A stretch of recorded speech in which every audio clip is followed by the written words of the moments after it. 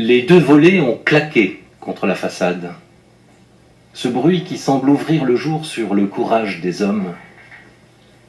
Mais Hélène est restée un long moment encore, les bras ouverts, comme pour laisser pénétrer plus loin en elle cette promesse qui l'attendait.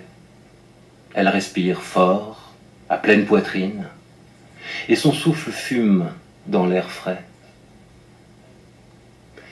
C'était ce miracle qui se préparait au fond de sa nuit. Et une fois de plus, une fois encore, avec cette rapidité à quoi personne ne peut s'habituer, son pays venait de renverser ses sortilèges. Après la journée sans espoir de la veille, cette agonie, un jour de commencement du monde se levait sur la Camargue.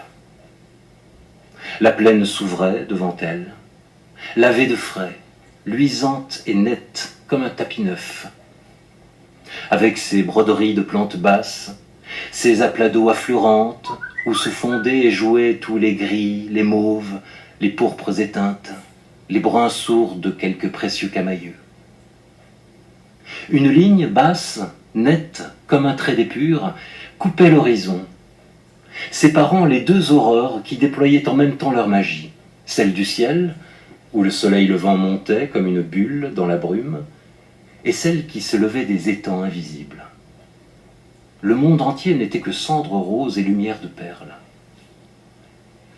Un fil de fumée flottait vers le sud, à la limite incertaine des étangs et de la mer, grossissait et se teintait de rose avant de s'éteindre.